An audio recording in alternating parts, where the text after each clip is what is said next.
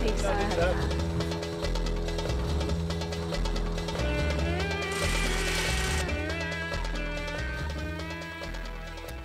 What does OHS mean? It means stopping this sort of thing. And this. And this. So why is safety so important? Well, think about it. For a start, it's expensive. There's the direct costs such as medical and hospital bills and higher workers' comp premiums.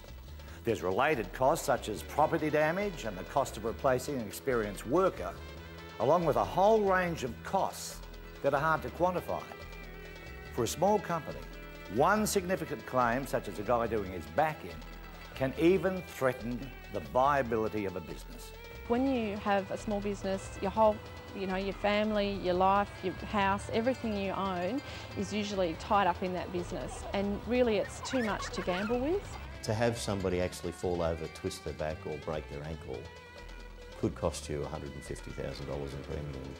The OHS Act 2000 imposes significant penalties for employers who breach their occupational health and safety duties. Directors and owners can be held personally liable and may actually go to jail.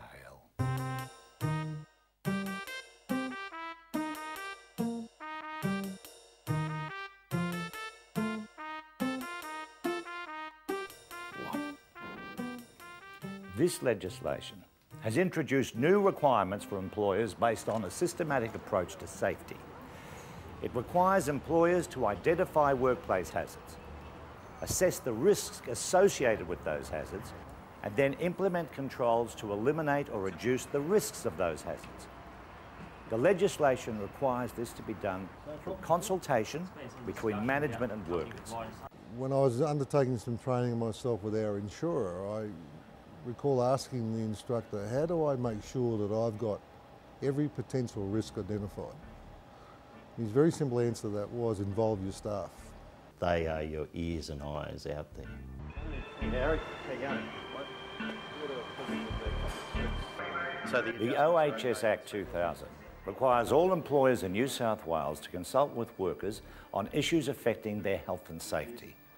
This consultation can take place via an OHS committee, an OHS representative, or some other arrangement between the employer and the employees. Whatever mechanism is chosen, the forum should be agreed to by staff. The process must be meaningful, and employers must raise issues which have the potential to impact on employees' safety. Let's look at how 3 different companies are going about developing a systematic approach to OHS in their workplaces. I've been looking at our workers' compensation records, and it looks like we have a problem with the lifting of luggage into the coaches. Yeah, George Sanders has just put in a claim.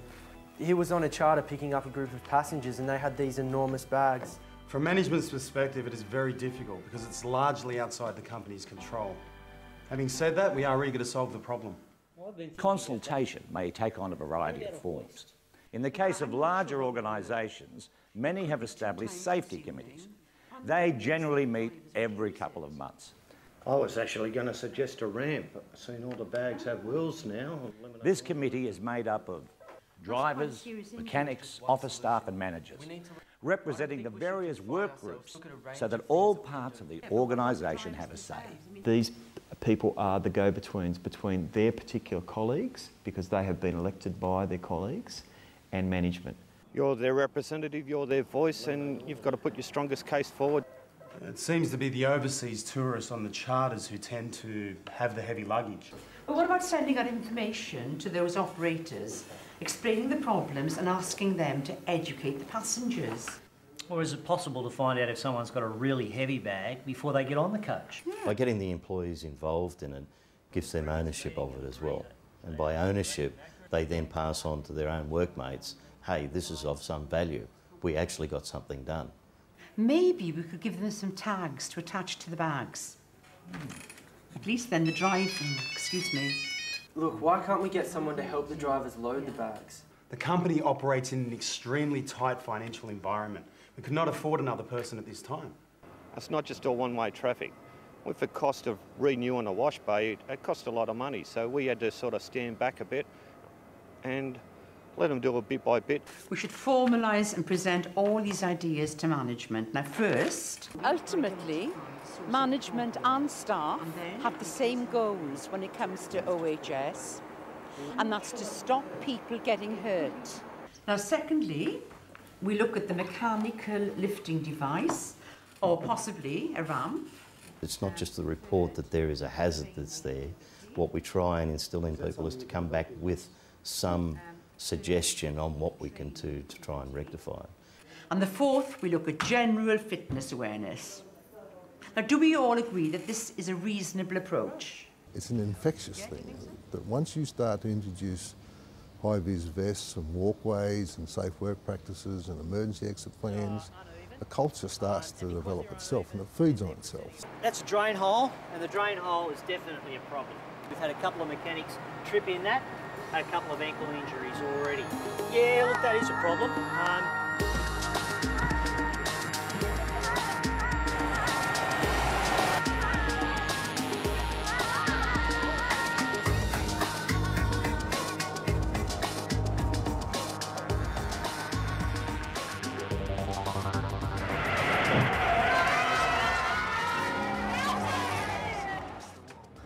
The bus is a huge target, so people tend to like throwing things at them. You okay, kids? Unit 87 to base. Well, the hazard is pretty obvious, and it has a very significant risk factor for the drivers and passengers. Hello, Silvio. Hey, Brian. Ron? Hello, Brian. Take a seat. Let's see how they deal with this problem. Look, I'm sure you've seen Ron's hazard report where some kids were throwing rocks at the bus. Yep. Now, Rob was driving and a rock just missed him. Responding to the employees' concerns when they raise it is important, it's paramount. You just can't take a hazard ID report and say, thanks very much, I'll file it. You've actually got to do something about it. How you now, Ron? Yeah, I'm okay, but I'm not going down Mulberry Street again. Can I also say that the union is very concerned about this issue and is considering a ban on the 463 route unless something is done. We're all very concerned about this.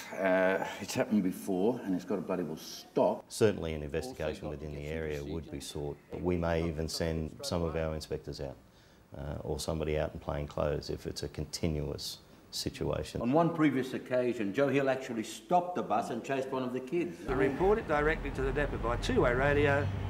Get the police down if the police are available. But don't get off the bus. That is the first thing. Remember, your life is more important than anything else. I take it all these are school kids? Yeah, I think so. Well, we can arrange a meeting with the local school, also with the council and the police. We could get all three in the meeting together. Have a look at this.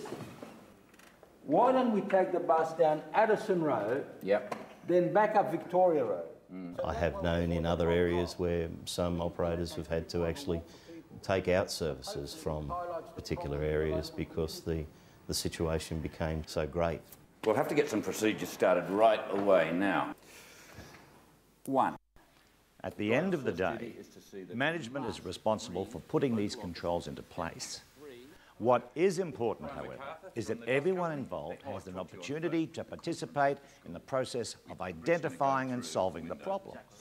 Pretty basic stuff, really. Hey, Ron, this meeting's on. While consultation on OHS issues is mandatory, the OHS Act provides for flexibility in the way that this takes place. An OHS committee will often work best in a large company. At Brian and Robert's company, they've opted for a single OHS representative, Michael. However, for Phil and Judy, who run a small family-owned company with 2 employees, a toolbox or on-site meeting is held every fortnight where they meet and discuss workplace safety. This is known as an other agreed arrangement. Okay, we've got a big week this week. We've got the school excursion to Billigoat Farm. That involves you, Peter, for the whole day. We've got the bowls tournament and the footy comp on the weekend. We're flat out. Now, Ron, this knee of yours. Here's the injury register, Phil. Really what other agreed arrangements are whatever mechanism